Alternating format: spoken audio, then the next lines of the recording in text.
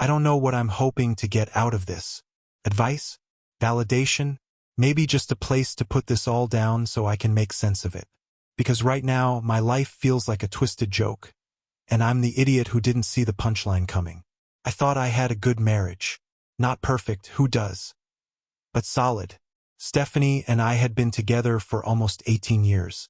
We met young, built a life together, had a daughter, Emily, who just turned 16. She was my world. Still is. For years, I was the guy who worked long hours to provide for my family, thinking that's what a good husband and father did. I never resented it, at least not until I realized how much of my life I had handed over to someone who didn't deserve it. Looking back, I should have noticed the signs.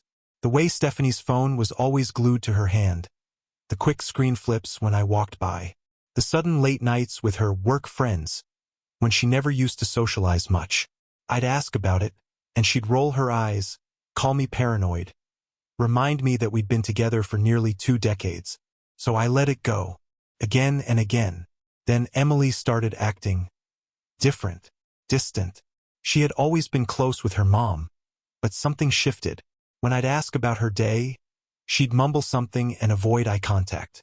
When I told her I loved her, she'd say it back, but it felt forced, like it was something she had to say rather than something she wanted to.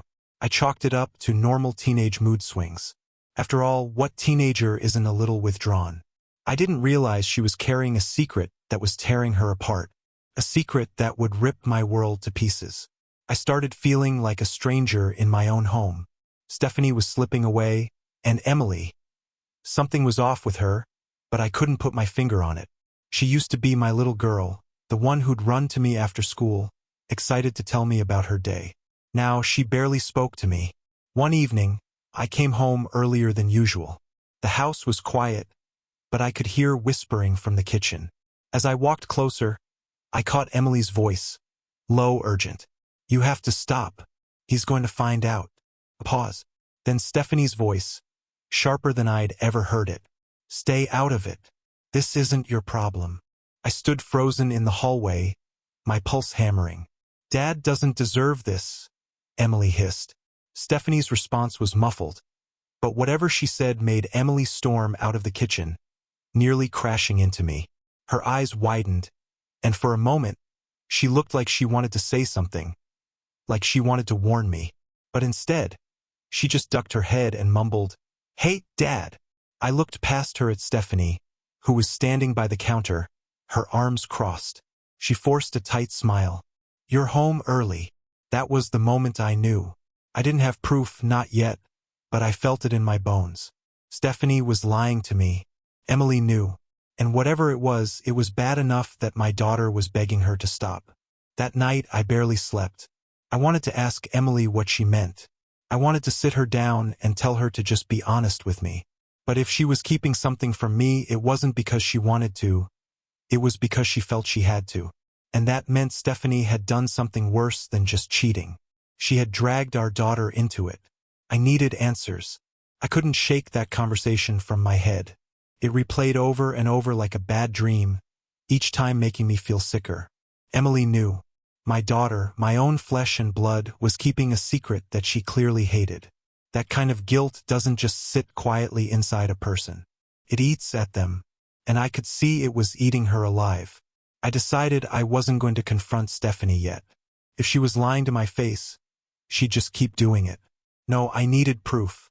That weekend, I told her I had to work late. I didn't. Instead, I parked down the street and watched our house. I felt like an idiot at first, like some paranoid fool spying on his own wife.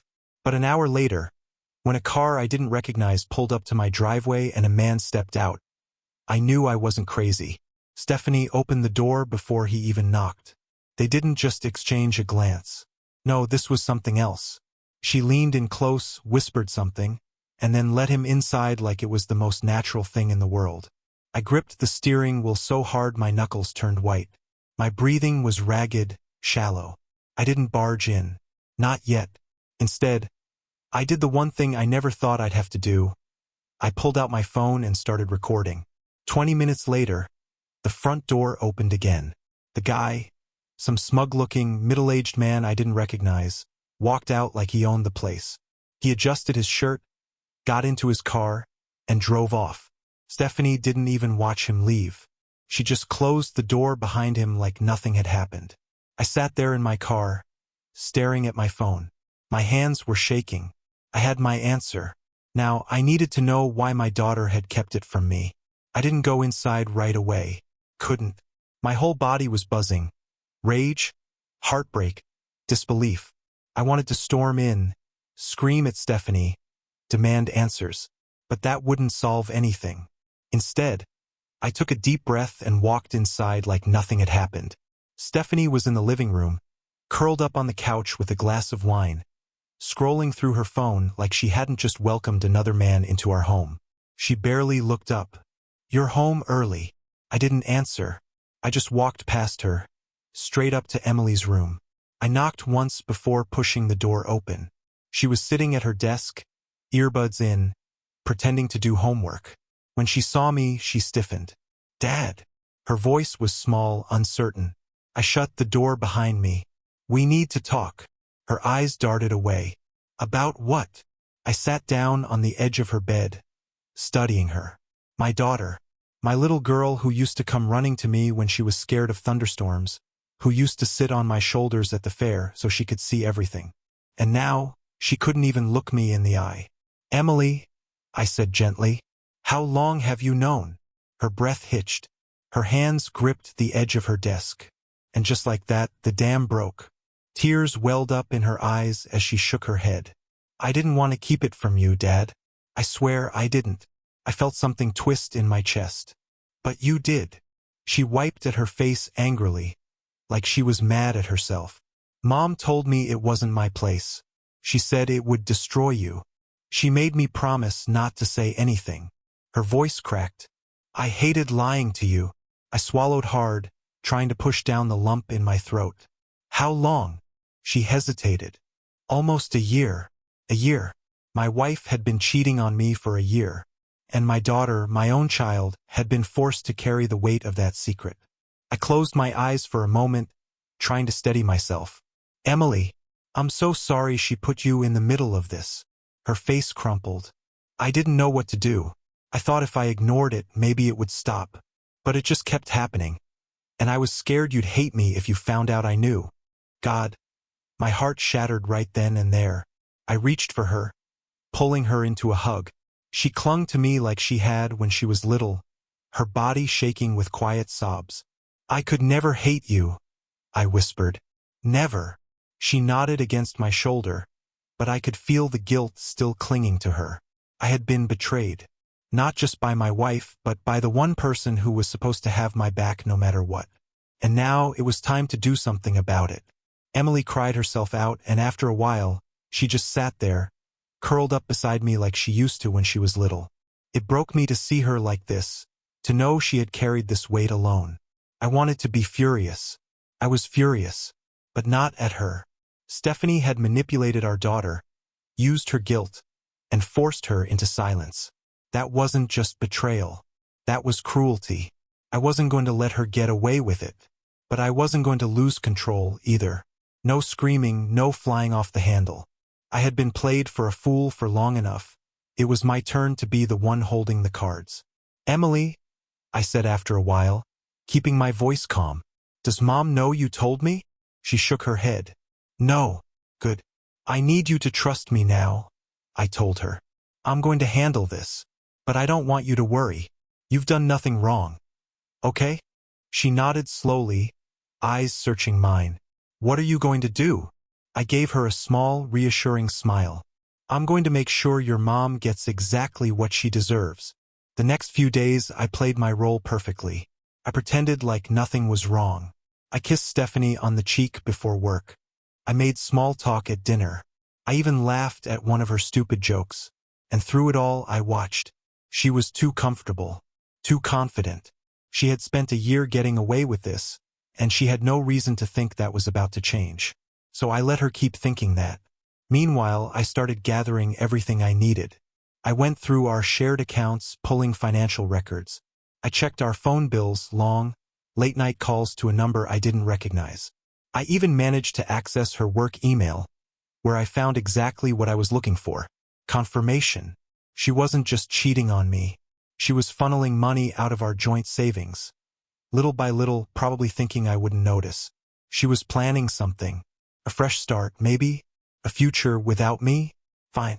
I was about to make sure she got exactly what she wanted. Just not the way she planned.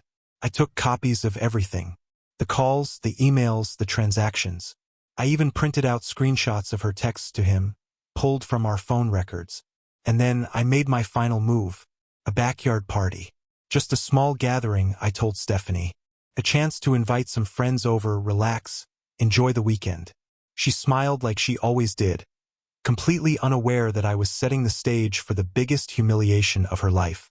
What she didn't know was that I had invited someone special to the party. Her lover's wife. And I was going to let the truth come crashing down in front of everyone. The day of the party, I felt strangely calm, focused. I had spent the past week pretending everything was normal. But now the moment had arrived. The final act. Stephanie was in a great mood. She had no idea what was coming. She floated around the backyard, laughing, chatting with guests, playing the perfect wife while the real her lurked just beneath the surface. Emily knew. I had told her just enough for her to understand that justice was coming, that she didn't have to carry the guilt anymore. She stayed close to me, her eyes darting toward her mother every so often, waiting for the moment everything would explode. And then my special guest arrived. I watched Stephanie's smile falter as she stepped into the yard. Amanda, the wife of the man she had been sneaking around with. Amanda didn't know the full story yet. She just knew that I had something important to tell her. Something about her husband. She had been hesitant at first, but once I mentioned his name and said I had proof, she agreed to come. I walked over, shaking her hand. "Thank you for coming." She gave me a tight nod, glancing around. "Where is he?" I motioned toward the backyard. "Inside. But before you go in, I want you to see something." I pulled out my phone and handed it to her. The evidence. The texts, the call logs, the emails. She scrolled through, her expression shifting from confusion to horror to white-hot fury. Her hands trembled as she whispered, "That son of a—" She didn't finish. She didn't need to. She just turned and stormed toward the house. And that's when I made sure everyone's attention was right where it needed to be. "Hey, everyone," I called out, loud enough for the backyard to go silent. Stephanie, already halfway inside, froze. She turned back, blinking at me. "I just wanted to take a second to appreciate my beautiful wife," I said, forcing a smile. "Stephanie, you've been the heart of this family for years. A loving wife, a devoted mother. And, as it turns out, a spectacular liar." Murmurs rippled through the crowd. Stephanie's face twisted. "What are you doing?" she snapped, stepping toward me. I held up my phone. "Just giving you the attention you deserve, sweetheart." And then, right on cue, Amanda burst through the back door. "You cheating piece of garbage," she screamed. Gasped. People turned. Stephanie's face drained of color as Amanda stalked toward her. "How long have you been sleeping with my husband, huh?" Amanda spat, shoving the phone toward her. "You think I wouldn't find out? You think you'd just walk away and play happy family while sneaking around with my husband?" Stephanie's mouth opened and closed, but no words came out. She looked at me, panic setting in. You set this up." I smiled. "I just thought the truth deserved an audience." People were whispering. Friends, neighbors, co-workers. Everyone was staring at her now, watching her unravel in real time. "I can explain," Stephanie started. Amanda let out a bitter laugh. "Oh, I'm sure you can. Just like my husband is going to explain why his little side fling just cost him his entire life." She turned on her heel and walked off, pulling out her phone, probably to call a lawyer. Stephanie turned to me, eyes wild. "You? Me?" I cut in. "I'm just the idiot husband who trusted you. The guy who worked his ass off so you could have this nice house, this comfortable life. The guy who our daughter had to lie to because you put her in the middle of your disgusting little affair." Stephanie flinched.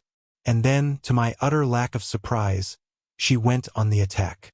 "You had no right to humiliate me like this," she hissed. "You think you're the victim here? You're just bitter because—" I held up a hand. "Save it," I said, voice low. "You lost, Stephanie. And now you're going to find out just how much. Because this wasn't just about exposing her. It was about making sure she walked away with nothing." Stephanie was still sputtering, her face shifting between rage and desperation, but I wasn't going to stand there and let her spin this into something it wasn't. She had spent the past year playing me for a fool. That game was over. People were still watching. The backyard, once filled with friendly chatter and laughter, was now thick with awkward silence. Some guests started whispering to each other. Others pulled out their phones, probably texting the gossip to people who weren't even there. Stephanie must have realized how badly she had just been exposed because she suddenly dropped the anger. Her whole body sagged, and she tried to reach for my hand. "Please," she murmured, her voice trembling. "Let's talk about this in private." Private? Now she wanted privacy? I stepped back before she could touch me. "You weren't too worried about privacy when you were sneaking around behind my back. You weren't worried about our marriage, our family, our daughter when you dragged her into this. So why should I give you that courtesy now?" Her eyes darted around at the guests, as if she was trying to gauge whether anyone was still on her side. But the pity she was searching for wasn't there. People looked uncomfortable, embarrassed for her, but no one stepped in. And then, just when I thought it couldn't get any worse for her, Emily spoke. "Mom," she said softly, but her voice cut through the silence like a knife. Stephanie turned quickly, eyes lighting up with desperate hope, as if maybe our daughter would somehow save her. "You lied to me too." Emily's voice was shaky, but she held her ground. "You made me feel guilty for knowing the truth. You told me it wasn't my place to say anything, but it wasn't your place to ask me to lie to Dad." Stephanie paled. "Sweetheart, No," Emily interrupted. Her voice was stronger now. "You don't get to call me that. Not after this." Stephanie opened her mouth again, but nothing came out. For the first time since all of this started, she had nothing left to say. I let the silence hang there, let her stew in it. Then, in the calmest voice I could muster, I dropped the final blow. "You have 48 hours to get out of this house," I said, my tone flat, firm. "I've already spoken to a lawyer. The divorce papers are coming. And I've frozen our joint accounts, so don't even think about trying to pull any more money out of them." Stephanie's breath hitched. "You can't do that." I smiled. "I already did." Her mouth fell open, her eyes darting wildly, searching for a lifeline that wasn't there. "You wanted a fresh start?" I continued. "Well, congratulations. Now you get one with nothing." The guests started quietly making their way toward the exit.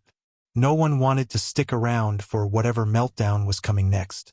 I didn't blame them. Stephanie stood there, her chest rising and falling, her hands clenching into fists.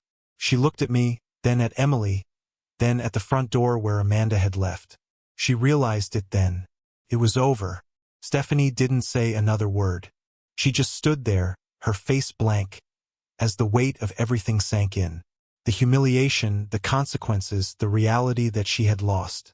I turned away from her. I was done wasting words. Emily was standing beside me, her hands clenched into fists at her sides. She was still shaking, but it wasn't from fear anymore. It was relief. She had carried this secret for too long, and now she was free from it. I put a hand on her shoulder, giving it a reassuring squeeze. "You don't have to deal with this anymore." She nodded, her eyes glossy with unshed tears. "Neither do you." Stephanie was still frozen in place as I walked into the house. I didn't care what she did next. I had already made arrangements. She would be leaving, and I wasn't going to listen to any more excuses or pleas. She had made her choices. Now she would live with them. The next 48 hours were tense but quiet. Stephanie didn't fight it. Maybe she realized there was nothing left to fight for. Maybe she was too embarrassed to even try. She packed her things and left without saying much. Emily didn't even come downstairs to say goodbye. And just like that, the house felt lighter. I expected to feel broken. I expected the weight of betrayal to crush me. But instead, I felt something else. Relief. I had spent years thinking I had a happy marriage. I had convinced myself that the little cracks didn't mean anything, that the distance was normal. But now, standing in my own house without the presence of a liar poisoning the air, I finally saw the truth. I was free. Emily and I started rebuilding. It wasn't easy. She still had moments where she blamed herself, and I had to remind her over and over, this was never her fault. She was a kid who had been put in an impossible situation, and the only person to blame was the one who had forced her into it. As for me, I threw myself into being the best father I could be. I took time off work. I made dinner every night. We went on weekend trips, just the two of us, trying to create new memories to replace the ones that had been tainted. And slowly, things started to feel normal again. One evening, a few months later, Emily and I were sitting on the back porch, watching the sunset. She turned to me and said, "I like it better this way, just us." I looked at her, at the daughter I almost lost to someone else's lies, and smiled. Me too. I had lost a wife, but I had reclaimed my life. And in the end, that was the greatest revenge of all.